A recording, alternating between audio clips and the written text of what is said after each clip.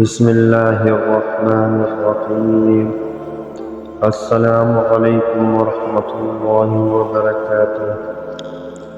تو آج ہم سنائیں گے بنی اسرائیل کے 99 افراد کے قاتل کی توبہ کا واقعہ۔ بخاری و مسلم میں بنی اسرائیل کی ایک قاتل کا واقعہ نقل کیا گیا ہے۔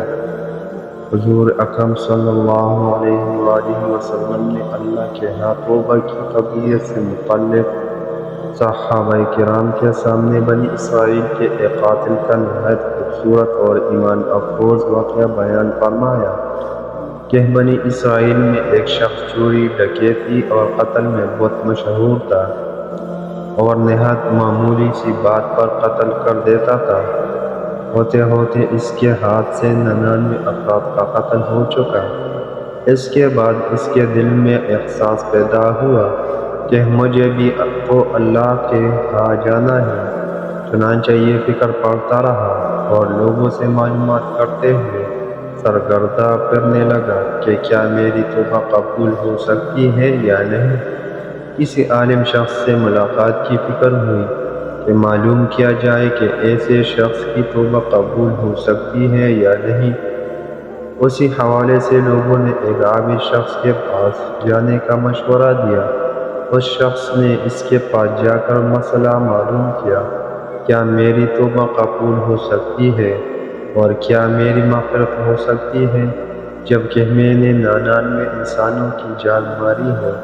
تو اس عابد شخص کو اس مسئلے کے بارے میں زیادہ معلوم نہیں تھا، تو اس نے اپنے عقل سے قیاس رائے کی کہ جو آدمی 99 انسان کی جان مار سکتا ہے اس کو مغفرت کہاں سے ہوگی۔ چنانچہ اس نے کہہ دیا کہ تیری توبہ قبول نہیں ہوگی۔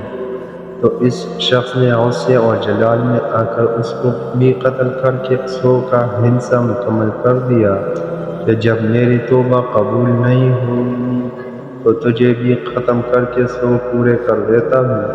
چنانچہ اس نے 100 کا حصہ مکمل کر لیا، مگر اس کے دل میں پھر بھی یہ خیال تھا کہ میری مغفرت کی کوئی نہ کوئی شکل ضرور موجود ہوگی۔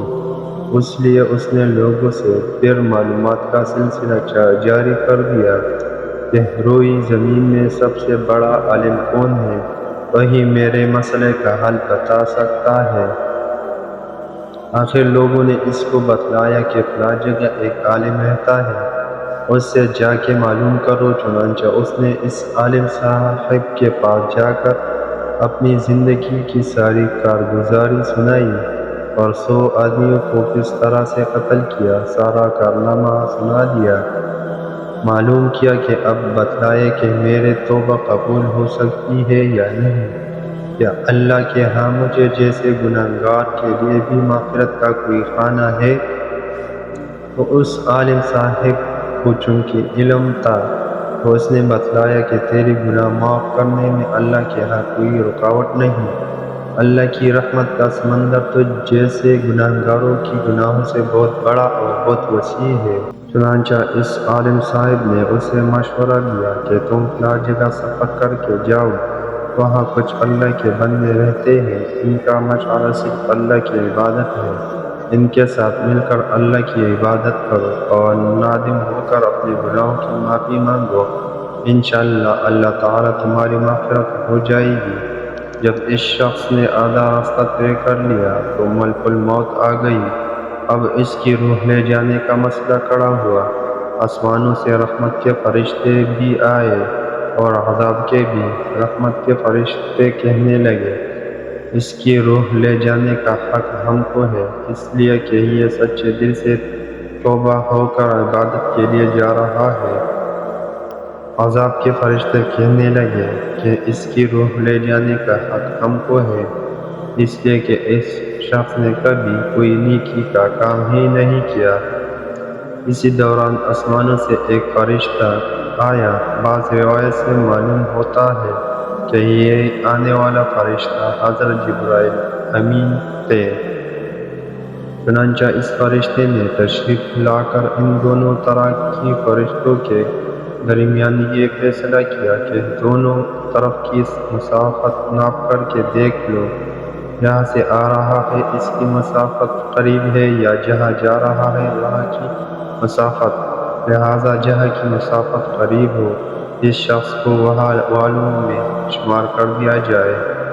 چنانچہ دونوں طرف کی زمین ناپ کر دی گئی، تو جہاں جا رہا تھا وہاں کی مسافت جہاں سے آ رہا تھا اس کے مقابلے میں صرف ایک پالش قریب ہے۔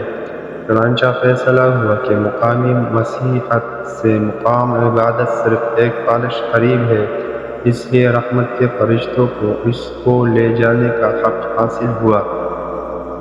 چنانچہ اللہ تعالیٰ کی طرف سے اس کے مغفرت کا اعلان ہو گیا۔ حدیث قدسی میں آتا ہے کہ میں اپنے بندے کے ساتھ اس کے گمان کے مطابق ہوتا ہوں، اور وہ جہاں بھی یاد کرے میں اس کے ساتھ ہوں۔ باخدا اللہ تعالیٰ اپنے بندے کی توبہ سے اس سے زیادہ خوش ہوتا ہے جتنی خوشی تم میں سے کسی ایسے شخص کو ہوتی ہے جس کا جانور بیابان میں گم ہو کر پھر اس سے مل جائے، اور جو شخص ایک پالش میری طرف آتا ہے میں ایک ہاتھ اس کے قریب ہو جاتا ہوں، اور جو شخص ایک ہاتھ میرے قریب آتا ہے میں اس کے ایک باغ یعنی پھیلائی ہوئی دونوں ہاتھوں کے درمیان کی مسافت کے قریب جاتا ہوں، اور جب وہ میری طرف چل کر آتا ہے تو میں اس کی طرف دوڑ کر آتا ہوں۔ انسان جب بھی سچے دل کے ساتھ توبہ کرے گا تو اللہ تعالیٰ ضرور قبول فرمائے گا۔ انشاءاللہ یہ واقعہ خصوصاً ان حضرات کے لیے حوصلہ افزائی اور معاونت کا سبب ہے جو کہ بڑے بڑے گناہ کر کے اب مایوسی کی زندگی گزار رہے ہیں، کیونکہ شیطان انہیں مایوس کرتا ہے۔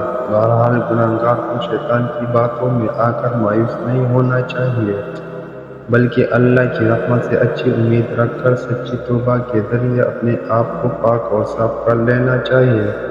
اللہ تعالی ہم سب کو عمل کرنے کی توفیق عطا فرمائے، آمین۔ ملتے ہیں اگلے ویڈیو میں، تب تک کے لیے اللہ حافظ۔